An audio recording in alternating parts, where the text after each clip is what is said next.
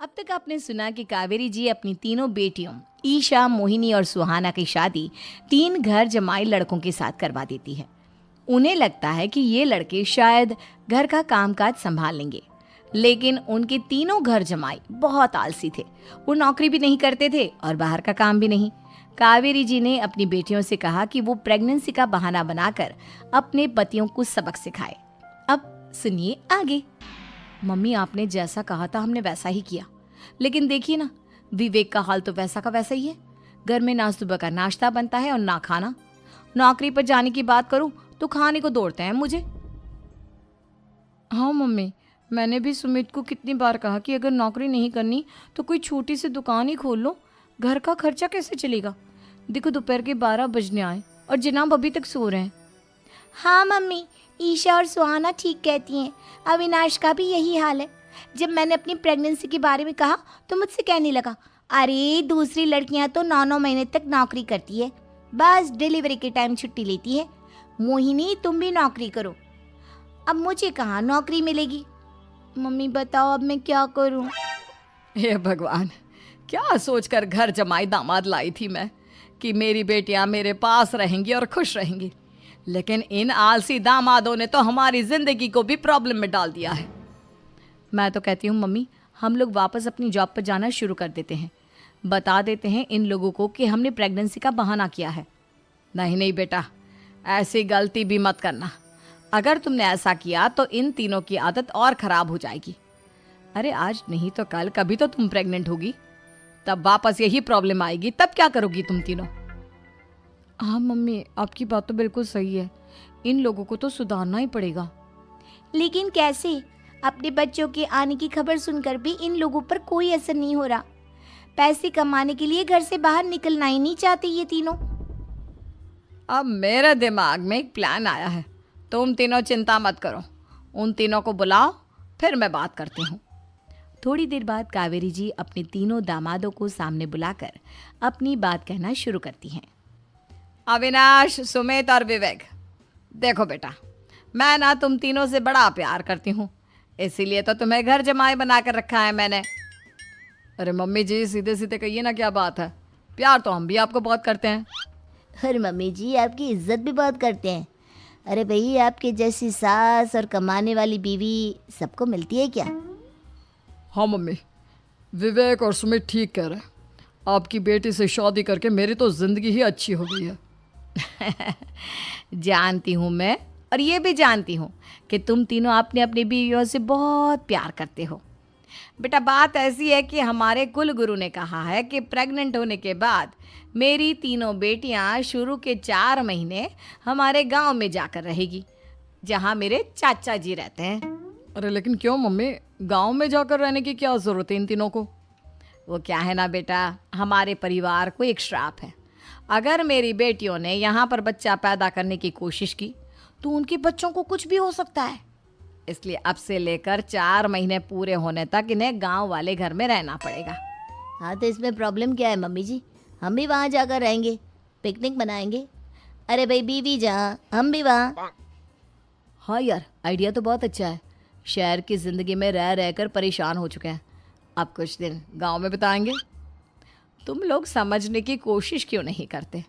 तुम में से कोई भी वहाँ नहीं जा सकता, और मैं यहाँ रहूँगी ना तुम तीनों के साथ। 4 महीने की तो बात है, उसके बाद ये तीनों ही लौट कर आ जाएंगी। ठीक है मम्मी जी, अब हमारे बच्चों का सवाल है तो ये तो करना ही पड़ेगा। कावेरी अपनी तीनों बेटियों को कुछ दिन के लिए घर से बाहर कहीं दूसरे शहर में रहने के लिए भेज देती है। कुछ दिनों के बाद, अरे मम्मी जी, बहुत दिन से पिज्ज़ा नहीं खाया, मंगवाइए ना। क्या बताऊं बेटा, पहले तो बेटियां खर्चा दे देती थी क्योंकि उनकी नौकरी थी, लेकिन अब तो मेरे पास पैसे ही नहीं बचे। थोड़े बहुत पैसे हैं जो बच्चों की डिलीवरी में काम आएंगे। लेकिन मम्मी जी, आपकी बेटियों को वापस आने में तो अभी बहुत वक्त बाकी है। वही सोच सोच कर परेशान हो रही हूँ। सोच रही हूँ कल से दूध भी बंद करवा देती हूँ। अब दूध वाले को देने के लिए पैसे भी तो नहीं है ना। अरे नहीं नहीं मम्मी जी, अगर दूध भी बंद करवा दोगी तो मुझे चाय कहाँ से मिलेगी? और चाय के बिना मैं तो मर ही जाऊंगा। क्या करूं बेटा, इसके अलावा हमारे पास कोई ऑप्शन नहीं है। मेरे पास पैसे ही नहीं बचे। इस तरह कावेरी जी धीरे धीरे अपने तीनों दामादों को पैसे देना बंद कर देती हैं और घर में खाने पीने की चीजें लाना भी बंद कर देती है। अब वो तीनों बुरी तरह से परेशान होने लगे थे और इसलिए एक दिन तीनों प्लान करके घर से बाहर निकलते हैं और बाजार में जाने के बाद यार अच्छा खाना खाए हुए कितने दिन हो गए, पता नहीं कब अच्छा खाना मिलेगा। हमारी बीवियों के जाने के बाद तो हमारी हालत भिखारियों जैसी हो गई है यार। कुछ भी हो, मुझे तो आज पिज्ज़ा खाना ही खाना है। जेब में 1 रुपया नहीं है और पिज्जा खाएगा, कहाँ से आएंगे पैसे? अरे देख वहाँ सामने बोर्ड पर क्या लिखा हुआ है, कंप्यूटर पर काम करने के लिए एक आदमी की आवश्यकता है। भाई मैं तो जा रहा हूँ, काम करूँगा और शाम तक पैसे लाकर आराम से पिज्ज़ा खाऊंगा। जा जा, तुझे कोई काम नहीं देने वाला, हम तो घर जा रहे हैं। चल भाई सुमित। सुमित और अविनाश वहाँ से चले जाते हैं और विवेक उस कंप्यूटर शॉप पर सारा दिन काम करके 5,000 रुपये कमा कर घर लौट कर आता है और अपने खाने के लिए अच्छी अच्छी चीज़ें भी लेकर आता है। ये देखकर विवेक और सुमित के दिल में भी कुछ पैसे कमाने की इच्छा जागती है। अरे सुबह सुबह कहाँ चल दिए तुम? मम्मी जी एक बहुत अच्छी जगह मिली है, कंप्यूटर पर काम करने के 5,000 मिले थे कल मुझे। अगर रोज़ काम करूँगा तो पूरे 40,000 की तनख्वाह। अरे वाह, ये तो बहुत अच्छी बात है दामाद जी, आपको जाना ही चाहिए। सुमित और अविनाश विवेक को इस तरह तरक्की करते देखकर परेशान हो जाते हैं और वो दोनों भी काम की तलाश में निकल पड़ते हैं। धीरे धीरे उन दोनों को भी काम मिल जाता है। अब कावेरी के तीनों दामाद छोटी मोटी नौकरी करके अच्छा पैसा कमाने लगे थे। एक दिन कावेरी उन्हें अपने पास बुलाती हैं।